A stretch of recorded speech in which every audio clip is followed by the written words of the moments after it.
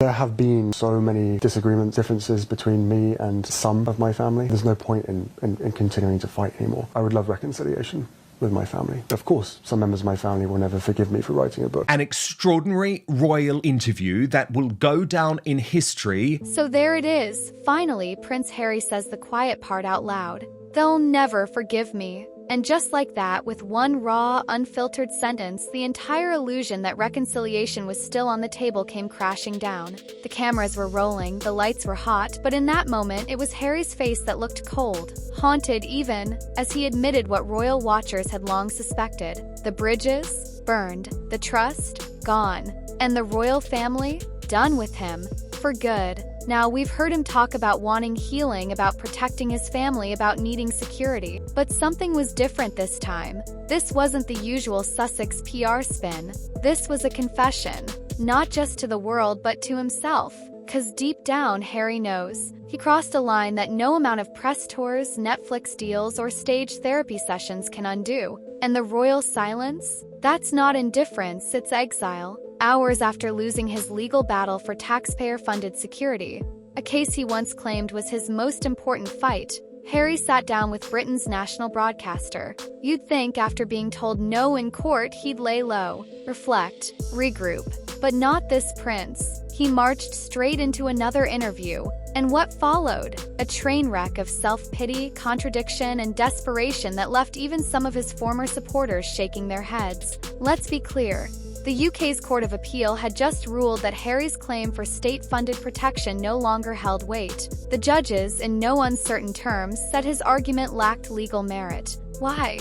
'Cause Harry is no longer a working royal. He chose to step down. He moved overseas. The rules changed. And frankly, everyone but Harry seems to understand that. But rather than accept it, Harry doubled down. He sat there on national TV insisting that he was being targeted, that the system was flawed, that something sinister must be going on behind the scenes. He even implied that his family's silence was part of a calculated plan to isolate him. According to Harry, it wasn't just a legal decision, it was personal. And that's where things turned. 'Cause in the middle of this spiraling monologue, Harry said something that stopped the room cold. "Some members of my family will never forgive me," he muttered. His voice cracked, but the moment wasn't about sadness. It was about truth. Brutal, overdue truth. And in saying it, Harry admitted what the rest of the world has known for years. The damage is permanent. He tried to soften it, of course, said he still wanted reconciliation, claimed he didn't want to fight anymore. But even that felt hollow, because just seconds earlier, he'd blasted his father, King Charles, for ignoring him. No birthday calls, no updates, no contact, just silence. And silence, Harry says, feels like I don't exist anymore. And maybe he's right. Maybe in the eyes of the monarchy, Prince Harry, the boy who once walked behind his mother's coffin, who once flew helicopters in combat, who once stood beside his brother at royal ceremonies, is gone. What's left is a media brand. A man who cashed in family secrets for global interviews and Spotify deals. And now, he's realizing that fame can't replace family. Let's rewind for a second. Remember when Harry first claimed his life was in danger? That leaving the royal fold had made him and Meghan prime targets? That without round-the-clock protection paid for by the British taxpayer, he couldn't safely visit the UK? Well, that claim didn't exactly hold up in court. In fact, the judge said Harry's perceived risk did not translate into a legal argument. Translation? Just because you feel unsafe doesn't mean the government owes you protection. But instead of accepting the ruling, Harry launched a media campaign. He sat down with the BBC, ironically, the same outlet he once accused of exploiting his mother. And there, with cameras rolling, he spoke about timelines for King Charles's life, hinted at his father's health, and essentially pleaded for a second chance. The problem? It was all wrapped in contradiction. He says he wants to heal the rift, but keeps reopening old wounds. He says life is short, yet drags private grievances into public forums. He claims to want peace, while accusing his family of plotting against him. It's like watching a man argue with himself, and losing. And it gets worse, 'cause in this interview, Harry dropped a line that left many viewers stunned. He said he didn't know how much longer his father had. Now, we know King Charles is battling cancer. That much is public. But for Harry to speak about it so casually, so publicly, while being estranged from the man, it felt invasive, cold, almost performative. And for the palace, it may have been the final straw. According to royal insiders, Charles has officially gone radio silent. No calls, no texts, no olive branches, nothing. Not even on Harry's birthday. That level of coldness isn't accidental. It's deliberate. And insiders say the king's decision is final. After all, what parent wants to be portrayed as emotionally abusive on Netflix? What monarch wants to be accused of racism, manipulation, and neglect by their own son? Harry's critics say this isn't just about security or forgiveness. It's about entitlement. It's about a grown man who left his job, rejected his legacy, and now wants the perks without the responsibilities. You don't leave a job and still expect the benefits, one commentator said. And they're right. This isn't a fairy tale. It's a transaction. And Harry already cashed out. And the British public? They've had enough. Once upon a time, Harry was beloved, cheeky prince, the war hero, the man who brought some modern energy into the monarchy. But now, the mood has shifted drastically. People see through the victim act. They hear the endless contradictions. They notice the pattern: blame, deflect, repeat. And as one viral comment put it, victimhood is not a career. So when Harry sat down, looking visibly shaken, saying, "It's like I don't exist anymore," many viewers didn't feel sympathy. They felt exhaustion. Because let's be real, at this point, Harry isn't being erased. He's being ignored. There's a difference. He still has the platform, the book deals, podcast appearances. But what he's lost is the one thing money can't buy: trust. And that brings us back to the line, "They'll never forgive me." It was more than a soundbite. It was a reckoning. 'Cause Harry knows. He knows that airing private messages between Meghan and Kate was a betrayal. He knows that revealing family fights in his book crossed a line. He knows that accusing his own blood of racism on Oprah wasn't just controversial, it was explosive. And now, the fallout is unavoidable. Sources say Prince William hasn't spoken to Harry in months. Their last interaction was reportedly strained, cold, and short-lived. The brotherly bond that once stood strong through scandal after scandal is now shattered. And the future king? He's done cleaning up Harry's messes. Let's not forget, William has stood by Harry through some serious drama. The Nazi costume, the Vegas strip-down, the off-color slurs caught on camera. Time and again, William covered for his brother, smoothed things over. But when Harry started attacking the family itself, that was different. That was personal. And William, the man who always played the long game, finally had enough. Even the Queen, in her final days, was reportedly heartbroken by Harry's choices. She had always protected him, even when others said he was reckless. But as her health declined, so did her patience. And still, Harry pushed forward, filming interviews, releasing trailers telling his truth. And when the Queen passed, he was in the UK, but estranged, out of place, and as some said, no longer trusted. And now even Charles, who once adored his youngest son, has turned cold. One insider said, at some point the father became the monarch, and the monarch had to make a choice. That choice? Crown over chaos, duty over dysfunction. And Harry? He was left behind. And the irony? Harry claims he wants healing. He says honesty will lead to peace. But every time he opens his mouth, he drives the knife deeper. Every interview, every memoir, every podcast, it all keeps the wounds fresh. And now he's not just estranged, he's isolated. A man with no kingdom, no allies, just cameras and confessionals. So what's next for Harry? Some say he'll double down, another book, another docuseries, another tell-all. Others believe he'll finally step back, disappear from the spotlight, and try to rebuild in private. But either way, the damage is done. The royal family isn't reaching out. The public isn't buying the tears. And Meghan? Well, if the whispers out of Montecito are true, even she's growing tired of the circus. Because here's the hard truth. The more Harry talks, the lonelier he becomes. And they'll never forgive me might not just be a sad realization, it might be the one thing he got right. In the end, it's not the book. It's not the court case. It's not even the interviews. It's the choices. Over and over, Harry chose to go public, chose to attack, chose to cash in. And now, he's learning what those choices cost. crown will move on. The family will endure. The monarchy, like always, will weather the storm. But Harry, he'll be left watching from the outside, wondering how everything he once had slipped away. And perhaps one day, long from now, he'll replay that interview. He'll hear his own voice say, "They'll never forgive me," and realize he was right. But here's the thing most people miss. Harry didn't lose the royal family overnight. It wasn't one book. It wasn't one interview.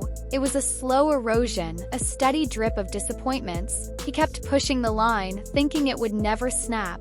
But every family, no matter how regal, has a breaking point. And now, he's standing on the other side of that line alone.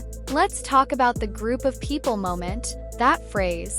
When Harry referred to his family as just a group of people, it wasn't just a throwaway comment, it was revealing. The same people who raised him, who protected him, who stood beside him through war zones and scandals were reduced to a generic, faceless collective. That cold detachment, it's not just painful, it's telling. Because it's the language of someone who's emotionally checked out. Or worse, someone who feels abandoned and is lashing out. And yet, what Harry doesn't seem to grasp is this. You can't demand loyalty from people you've publicly humiliated. You can't blast your brother's private life, accuse your stepmother of manipulation, throw your father under the bus, and then act confused when they don't return your calls. This isn't just about security or protocol. This is about dignity. And the royal family, despite all its scandals and shortcomings, still understands the value of silence, of holding your tongue, of protecting the crown, even from yourself. Harry, on the other hand, seems addicted to exposure.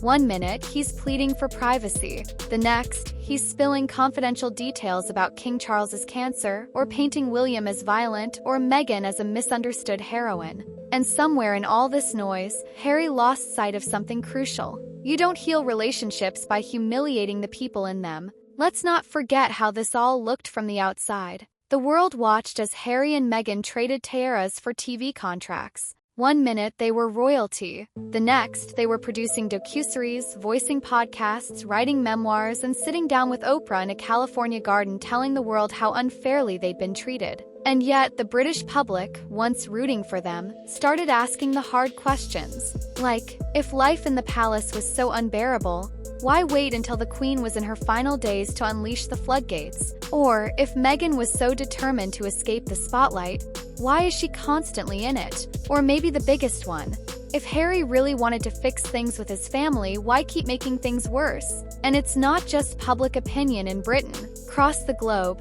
viewers who once sympathized with the young prince now roll their eyes. They see a man who keeps opening old wounds and blaming everyone but himself. They see entitlement disguised as activism. And worse, they see the collapse of a once admirable figure, not with grace or dignity, but with grievance and PR teams. Now, let's talk about that court decision one more time. The judge didn't just reject Harry's case. She empathized with him, acknowledged that he felt badly treated, but she also made it clear, feelings don't equal legal grounds. And in a nation governed by precedent and fairness, the law cannot be bent for one man simply because he once wore a crown. And Harry, instead of accepting the verdict with humility, he treated it like a betrayal. He went on air hours later, acting as if this was a personal attack. And that's the pattern, isn't it? Every no is persecution. Every disagreement is a conspiracy. Every closed door is sabotage. It's exhausting. And people are catching on. Even the hosts interviewing him were struggling to take it seriously. They gave him space to speak, yes, but their body language, their tone, their pauses, it all said the same thing. This again, there was no shock, no outrage, just a tired kind of disbelief. And maybe that's the most telling reaction of all, because Harry isn't being silenced, he's being tuned out. You know, royal life has always come with its share of drama, affairs, feuds, scandals. But what makes this situation different is the complete collapse of discretion. Harry hasn't just left the palace, he's tried to burn it down on his way out. And when the royal family refuses to fan the flames, he claims they're cold, distant, heartless. But in reality, they're just done playing his game.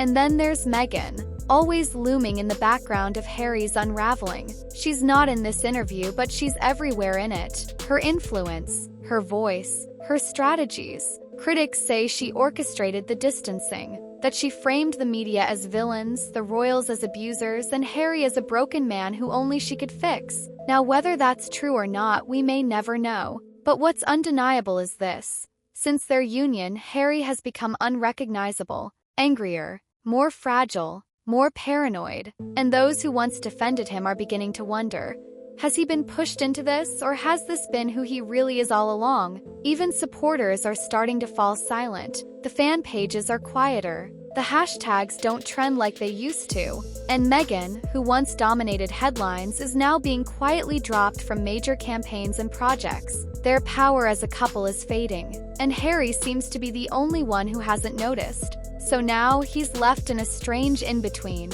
Too controversial to be a royal, too self-righteous to be a private citizen, floating in a world where Oprah and Netflix used to provide validation, but now, even the media machine is turning its lens elsewhere. And maybe that's what scares Harry the most, because the cameras won't always roll, the interview offers won't always come, and once the world moves on, and it will, he'll be left with nothing but the silence he claims to hate. No palace, no place, just echoes of a family that once loved him, and a legacy that he helped destroy. And so we return to that haunting phrase, "They'll never forgive me." It's not a question, it's not even a hope, it's a resignation, a whisper of regret from a man who finally sees the full cost of his choices. Not the public backlash, not the court defeat, but the thing that matters most. The loss of home, of history, of belonging. Because for all his talk of safety, the truth is, Harry doesn't feel unsafe in the streets. He feels unsafe in his soul, lost, unanchored, drifting from spotlight to spotlight, hoping that somewhere along the way, he can find himself again. But some things once broken can't be rebuilt, and some people once cast out don't get invited back. So where does he go from here? Not just physically, but emotionally? That's the real question. 'Cause a man can move to Montecito, marry the love of his life, raise children in luxury, and still be utterly alone. And right now, Harry isn't fighting for security. He's fighting for significance. He's not begging for bodyguards. He's begging not to be forgotten. But the royal family, they're moving forward. William is preparing for the throne. Kate is stepping into her role with quiet dignity. Charles is fulfilling his duty even while battling illness. And Harry? He's stuck in a loop, retelling the same story, waiting for applause that may never come again. And maybe, just maybe, he's starting to realize it. The interviews won't heal him. The lawsuits won't redeem him. And the crown he gave up? It was never just made of gold. It was made of loyalty, silence, and duty. 3 things Harry chose to leave behind. So now, the only crown he wears is one of regret. And for a prince who once had it all, that might be the cruelest twist of all. And here's the part that hits hardest. Prince Harry may not realize it yet, but he's become a cautionary tale. Not for stepping away from the royal family, that's his right, but for what he did after. For turning his pain into a brand. For mistaking vulnerability for virtue, and for believing that the spotlight would heal him instead of exposing him. He thought the world would always listen, that there would always be sympathy, but sympathy has a shelf life.